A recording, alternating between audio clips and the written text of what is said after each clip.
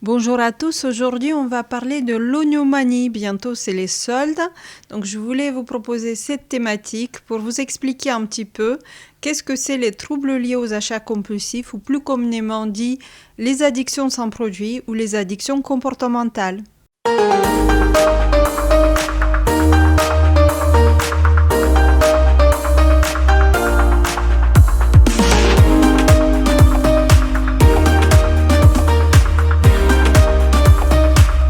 Le terme de l'oignomanie est apparu en début du siècle dernier et vient du grec ancien qui signifie la folie des prix ou la fièvre acheteuse.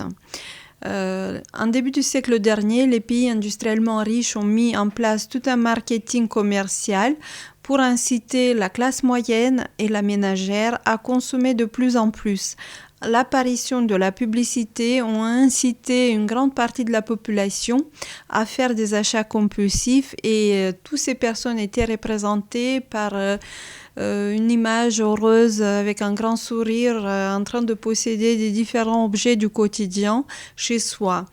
Une autre bombe dans cette étape essentielle, c'était l'apparition de la télé dans les foyers, avec l'apparition tous les jours de la publicité au sein du foyer, c'est-à-dire que ça a incité encore plus les personnes à acheter d'une manière compulsive et toujours dans cette dynamique de quelqu'un heureux, souriant, content de posséder un objet qu'il fait rêver. Une autre étape dans cette consommation, c'était l'apparition de la carte bancaire. La carte bancaire a dématérialisé l'argent qu'on possédait ou les sommes qu'on avait. Donc la personne perdait le contact réel avec les sommes dépensées. Par exemple, si vous allez dans un magasin, que vous avez une somme d'argent et que vous devez faire un achat à 100 euros ou à 1000 euros, si vous avez des billets de 50 euros, vous voyez une grosse différence en ce que vous dépensez en comptant les billets. Si par exemple aujourd'hui, partout vous utilisez la carte et que vous avez un achat à 100 euros et un achat à 1000 euros, sur votre carte, vous ne voyez pas de grosse différence à part un zéro qui apparaît, un zéro de plus. Donc si vous voulez, la carte bancaire a encore poussé les personnes à consommer de plus en plus et d'une manière plus compulsive avec une perte de lien entre la somme dépensée et les achats qu'elles étaient en train de faire. Une autre étape aujourd'hui, c'est le paiement sans contact. Quand vous arrivez quelque part et vous devez compter 1, 2, il y a 2 secondes qui sont passées, vous avez déjà payé en vous approchant juste du terminal avec votre carte bancaire ou de l'appareil. Vous savez que au niveau des achats compulsifs, il y a beaucoup de personnes qui sont incitées parce que le paiement est extrêmement rapide. Et c'est vrai qu'encore les sommes ne sont pas très importantes, mais les sommes ont augmenté dernièrement par rapport à ce qu'on peut payer sans contact. Et les personnes font de plus en plus d'achats sans contact.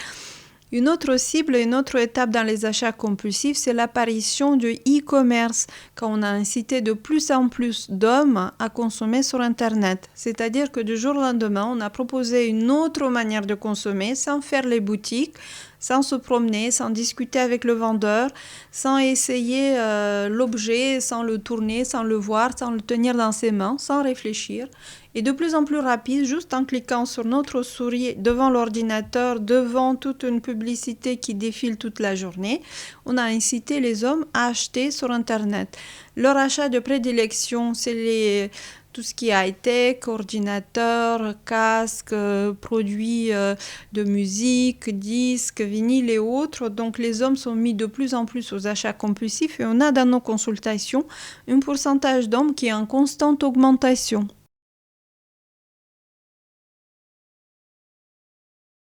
La nouvelle cible aujourd'hui, et c'est une étape encore qui a monté d'un cran dans la gestion des achats compulsifs et surtout chercher des nouvelles cibles par rapport aux acheteurs compulsifs, surtout nous former les patients de demain, c'est les enfants d'aujourd'hui. Vous sachez qu'aujourd'hui, ça fait une dizaine d'années qu'il y a des youtubeurs sur les réseaux sociaux qui étaient un petit peu au départ en électron libre parce qu'ils faisaient tout un tas de sujets d'une manière générale qui étaient suivis par les parents, qui avaient un contenu très neutre et que de plus en plus des enfants et des adolescents les suivent aussi. Donc ils ont parfois des centaines de milliers, parfois des millions d'abonnés. Et ces youtubeurs, c'est très récent, et ont été ciblés par les marques Ils ont été ciblés par le marketing commercial pour rentrer dans cette vente un petit peu sur Internet. Et donc, leur façon très offensive, très directive d'acheter ou d'inciter à l'achat attire de plus en plus d'enfants et d'adolescents. C'est-à-dire que vous avez au milieu un sujet qui semble anodin, qui semble général, qui semble être suivi, et tout d'un coup vous avez un objet qui arrive, une boîte avec une manière très particulière de l'ouvrir, avec une voix aiguë, avec un cri spécifique de regarder, de commencer par le déballage, par l'ouverture de ce colis qui est arrivé, en regardant de tous les côtés, en prenant le temps, en examinant chaque partie de l'objet. Donc il y a une excitation artificielle qui monte, qui est fabriquée un petit peu par cette manière de présenter l'objet. Et vous savez que les enfants ont beaucoup de mal à avoir la notion de la valeur de l'objet et la valeur de l'argent. Donc parfois les enfants ils ne se rendent pas encore bien compte comment l'argent est gagné, combien on doit dépenser pour un tel ou un tel objet. Donc la façon que ces youtubeurs déballent, présentent les objets, ça les incite à posséder l'objet sans s'intéresser vraiment à la valeur réelle et surtout s'il a besoin de cet objet ou pas. Donc les enfants, en commençant par 8, 9, 10 ans et les adolescents, ils vont être de plus en plus dans la compulsion. Je veux aussi déballer un objet, je veux aussi posséder cet objet-là, et ça les incite de plus en plus d'être dans la compulsion sans s'intéresser véritablement au prix et à la façon qu'on peut posséder cet objet. Est-ce que c'est un jour particulier, c'est un anniversaire, c'est un cadeau de Noël ou autre chose? Non, c'est tous les jours et c'est incité à la dépense et à l'achat compulsif.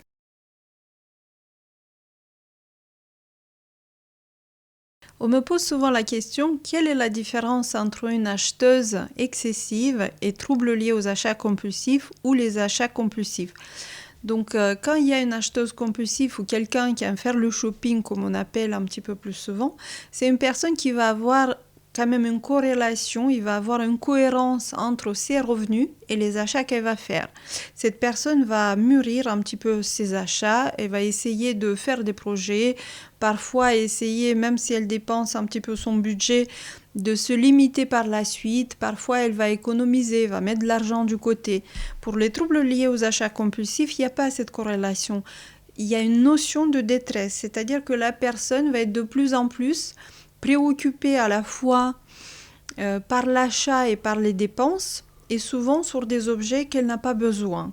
C'est-à-dire qu'il y a déjà à la base une difficulté de gestion des émotions. Que la personne soit excitée par quelque chose de positif, qu'elle a passé un examen, qu'elle a fait un exploit, qu'elle a dépassé une étape où elle a eu quelque chose, un poste de travail, ou qu'il y a une détresse psychologique avec une tristesse, un sentiment de solitude, un sentiment de perte de confiance en soi, elle va essayer de se rattraper dans les deux cas, se récompenser ou se booster un petit peu par l'achat compulsif. Donc dans ces conditions-là, elle va avoir l'impression, sur un moment très court, qu'elle détient quelque chose, qu'elle garde le contrôle sur la situation, qu'elle est maître de la situation en dépensant l'argent, en mettant cette carte ou cet argent qu'elle n'a pas, ou pas toujours. Et donc par rapport aux achats qu'elle va faire, elle va avoir un très court instant d'euphorie et de boost un petit peu sur le plan émotionnel. C'est-à-dire juste le moment où elle va passer à l'achat. C'est pas en soi, c'est pas l'objet qui compte pour cette personne, c'est pas en soi l'objet qu'elle va utiliser par la suite, parce que souvent, ou c'est des objets inutiles, ou c'est des objets qui vont rester dans les boîtes, ou c'est des objets qui vont rester dans les placards avec leurs étiquettes. Donc la personne en question va pas s'intéresser véritablement à l'objet, elle va s'intéresser au moment de passer à la caisse de cette dépense compulsive. Donc elle va sortir du magasin et juste après qu'elle sort du magasin, elle va se sentir en détresse, c'est-à-dire qu'il va avoir une culpabilité qui va s'installer. Elle va sentir que l'objet qu'elle a acheté, c'est déjà, ça l'intéresse pas, il est inutile, elle sait pas trop quoi faire avec. Parfois, elle va pas se rendre compte tout de suite, mais elle va se rendre compte très vite par la suite quand elle va voir qu'au niveau de ses dépenses, elle a dépassé la ligne rouge, que en multipliant un petit peu ses achats quand elle n'est pas bien ou qu'elle est trop bien ou qu'elle est entre les deux, elle va se rendre compte qu'au bout du moment, elle a franchi la ligne rouge, qu'elle ne peut plus assumer certaines charges fixes, elle va commencer à cacher certaines dépenses, elle va commencer à cacher que ça soit ou au niveau des proches ou au niveau de sa banque, où elle va être en rouge, elle va être en découverte. Donc les problèmes vont commencer à se cumuler. Et malgré ce cumul de problèmes, malgré ces difficultés à la fois psychologiques et financières, ce sentiment de détresse, la personne va s'enfoncer de plus en plus, elle va se mettre dans un cercle vicieux, elle va dépenser, elle va continuer à dépenser malgré les difficultés qu'elle va rencontrer.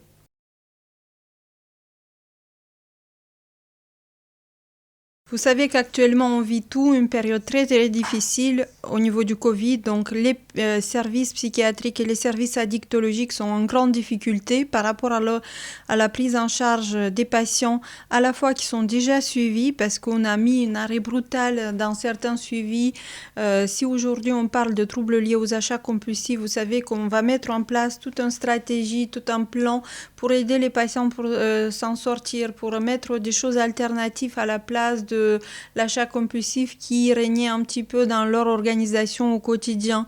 Et le fait qu'il y a eu le Covid, ça a mis un arrêt brutal, un arrêt très net au niveau de ces suivis et à la fois de toutes ces stratégies que le patient a commencé à mettre en place. Par exemple, quand il commençait à réduire ses achats ou réduire le temps qu'il passait dans le shopping ou réduire le temps qu'il restait devant l'ordinateur pour acheter des objets par Internet, il faisait autre chose. Il rencontrait des personnes ou des amis qu'il n'a pas vus depuis longtemps. Il appelait un proche, il allait à la piscine, il faisait une activité sportive, il sortait pour marcher, il allait visiter un musée, il allait faire du jardinage, il participait à une vie associative. Et d'un coup, le Covid nous a mis à l'arrêt toutes ces possibilités, tous ces projets alternatifs que le patient a commencé à travailler dans les soins, à mettre en place tout doucement. Tout était encore pour certains très fragile. C'était un début. Certains ils étaient en plein, on va dire, milieu de cette prise en charge.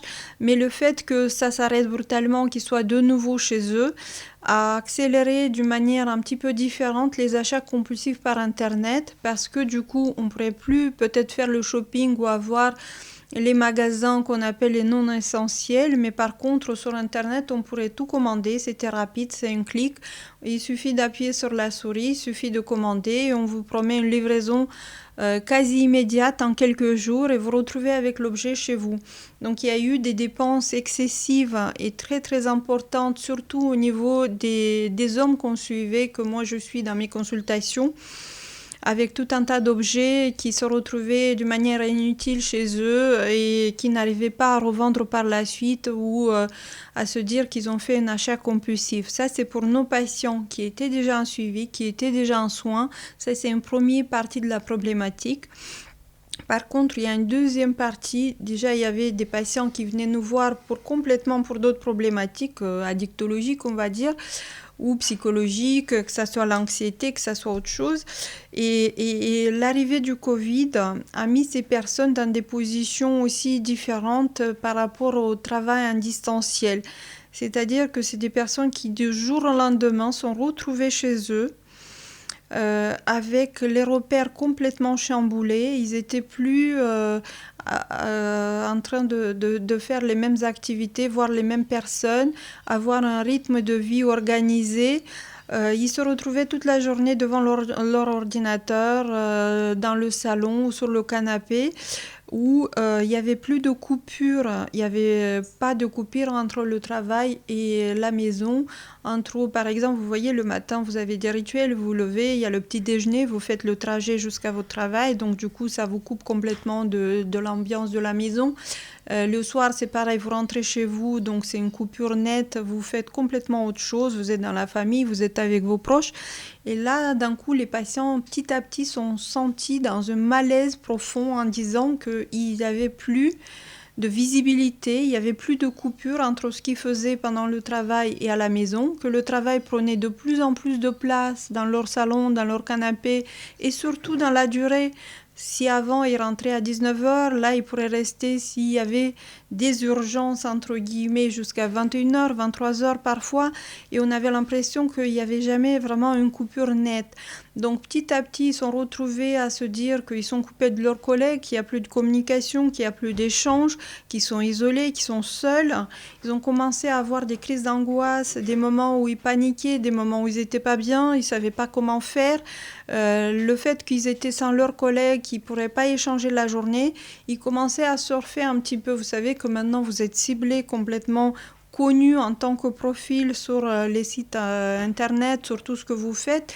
Et donc du coup, il y a tout un tas de pages de publicité qui défilent toute la journée devant vous. Et à un moment donné, il me disait, j'ai cliqué, c'est vrai, j'ai fait un achat compulsif, j'ai acheté un canapé parce qu'à un moment donné, je me suis dit, mon canapé est un petit peu vétuste, peut-être je dois le changer. Et je me suis retrouvée avec 3 000 € de dépenses complètement imprévues, complètement qui dépassait mon budget. Je me suis retrouvée dans le rouge, je ne sais plus quoi faire, comment m'en sortir. Et c'était pareil pour les autres qui disaient tout d'un coup, oui, je me suis retrouvée, j'avais mal au dos et j'avais l'impression qu'il me faut un fauteuil un petit peu plus ergonomique. Une autre patiente qui disait, le bureau me semblait un petit peu trop petit, donc je voulais avoir un bureau plus large, je voulais avoir un écran d'ordinateur plus grand. Et du coup, les gens sont mis dans une autre forme d'achat compulsif où en étant seul la journée, en s'ennuyant, en étant dans les tâches répétitives, en faisant tout le temps la même chose, en sentant une fatigue psychologique, une anxiété qui s'installait sans vraiment, véritablement des réponses ou de projections au niveau de ce qu'on va devenir, ce qu'on va faire, combien ça va durer. Ils sont mis aussi dans certaines dépenses compulsives qui a commencé à les dépasser au niveau du budget et à faire un petit peu qu'ils étaient dans le rouge et en difficulté malgré le fait qu'au départ, ils n'étaient pas dans les suivis pour les achats compulsifs.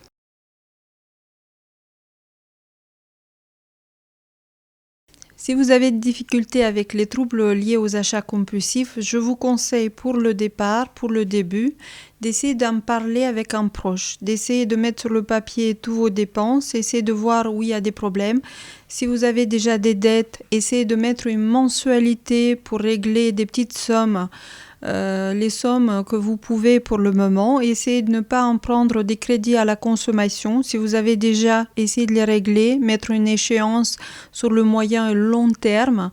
Essayez de chercher de l'aide au niveau peut-être d'une assistante sociale. Si vous n'avez pas des proches qui sont à votre écoute, trouvez une personne neutre. S'il n'y a pas de moyen de trouver une personne à qui parler, vous pourrez aller voir directement votre médecin généraliste.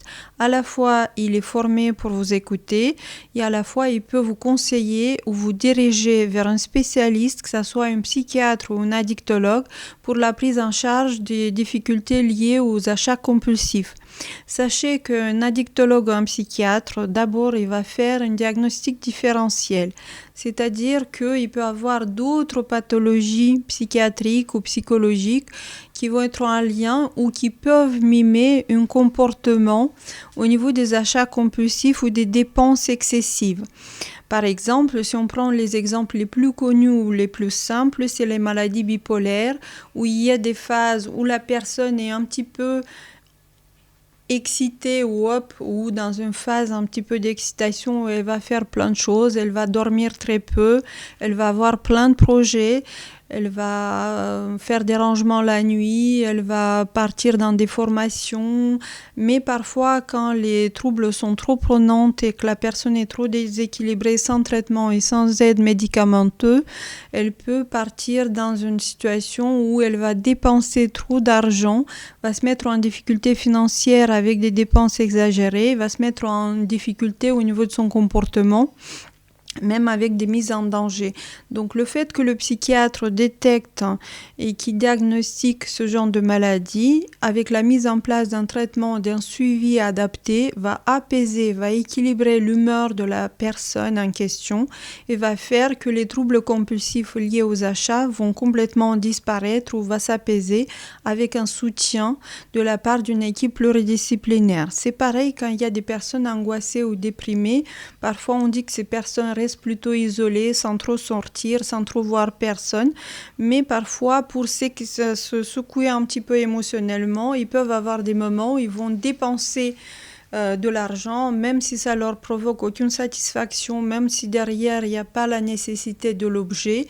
Donc là c'est pareil, une prise en charge adaptée par un médecin, par un psychiatre ou par un addictologue vont faire en sorte qu'ils vont, en équilibrant l'humeur ou en lui donnant un traitement qui va l'apaiser, vont diminuer ou complètement faire disparaître ces comportements. Sachez que si le psychiatre, s'il n'y a pas de problématique psychologique ou psychiatrique à proprement dit qui va diagnostiquer un trouble lié aux achats compulsifs, il va vous proposer une prise en charge. La prise en charge la plus courante est sans hospitalisation, c'est-à-dire que c'est des suivis en ambulatoire où il vous proposera par exemple les thérapies cognitives et comportementales en partant de certaines difficultés, une certaine problématique, mettre en place des outils et des stratégies pour changer votre comportement, pour changer votre manière de réguler les humeurs et réguler au niveau émotionnel. Et par la suite, petit à petit, va vous proposer des stratégies à moyen et à long terme qui vont vous aider de vous stabiliser. Au départ, parfois, s'il y a trouble anxieux, s'il y a trouble de sommeil, s'il y a trouble dépressif ou autre, il peut vous proposer un traitement qui n'est pas un traitement à vie, qui est un traitement un petit peu palliatif pour vous soulager le temps que la prise en charge va se mettre en place au niveau comportemental. Et avec le temps, le traitement va diminuer ou il va l'arrêter complètement, sauf s'il n'y a pas d'autres problématiques. Donc sachez qu'il y a des stratégies, des prises en charge qui sont très efficaces aujourd'hui, que les patients, quand ils sont motivés, quand ils font tout pour s'en sortir, il n'y a pas de raison qu'ils ne s'en sortent pas et que ça avance pas. Donc il y a d'autres stratégies alternatives qui sont utilisées dans les services addictologiques, par exemple les thérapies de groupe. C'est vrai qu'avec l'arrivée du Covid, beaucoup de thérapies, beaucoup de groupes de parole sont arrêtés, ou ils sont en distanciel, ou ils sont par écran interposé. Maintenant, ça revient un petit peu petit à petit. Après, il peut y avoir d'autres propositions, comme par exemple la pleine conscience, yoga, d'autres manières de gérer les émotions, le stress. Sachez que de plus en plus, on utilise aussi l'hypnothérapie. Moi, personnellement, je suis hypnothérapeute aussi. Donc, l'hypnose permet à certaines étapes de trouver des moyens efficaces pour les patients à mettre en place des stratégies pour le changement. C'est-à-dire que les patients, au départ, quand ils viennent vous voir, ils sont motivés, ils comprennent très bien que c'est une problématique grave dans leur vie, qu'il faut changer quelque chose, mais qu'ils n'ont pas l'énergie ou parfois les ressources pour mettre en place des changements au niveau comportemental. Donc l'hypnose, en se mettant ensemble des objectifs clairs et précis, va vous aider de mettre en place ces changements concrets pour à la fois vous motiver à moyen et à long terme et pour vous donner l'envie de continuer. Donc l'hypnose, ça reste une méthode alternative qui peut être très intéressante et efficace dans la prise en charge des thérapies des troubles liés aux achats compulsifs.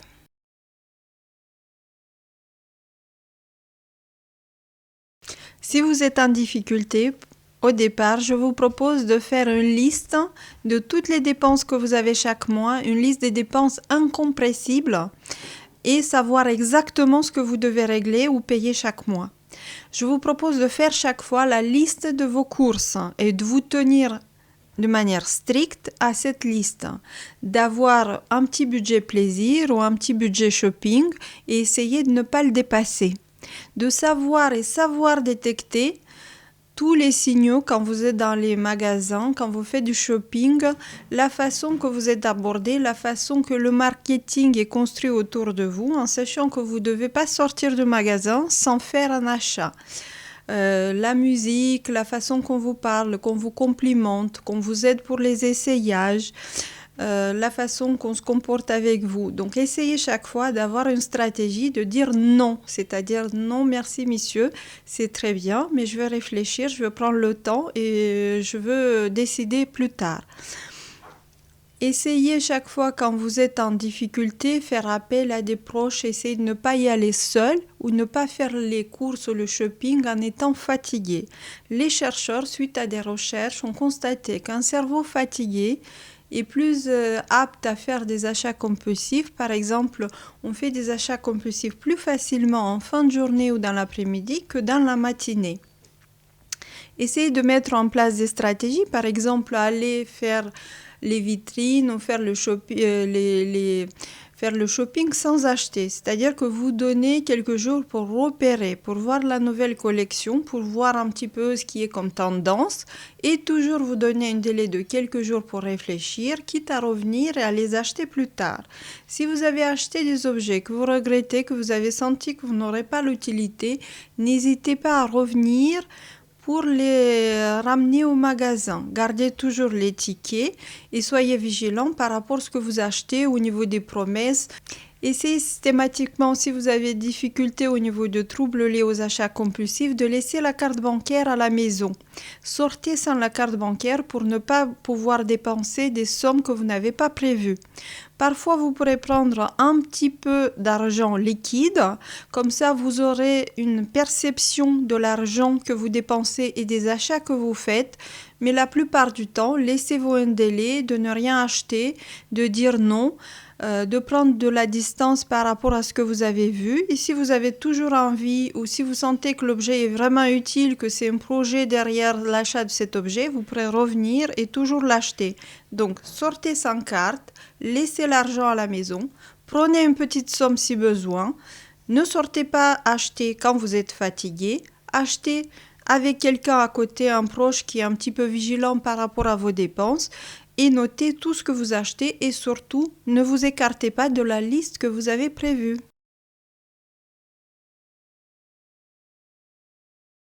Et si à la fin de mon intervention d'aujourd'hui, je devais vous donner un conseil, qu'est-ce que je pourrais vous dire ?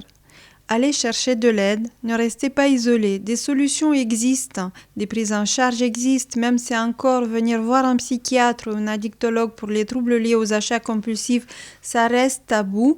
Allez voir une personne neutre, essayez de mettre en place une stratégie pour gérer votre budget, pour planifier les choses, pour rester vigilant au niveau des dépenses. Essayez de ne pas être en rouge, d'échelonner vos dettes, ne pas faire des crédits à la consommation. Restez vigilant et cherchez de l'aide.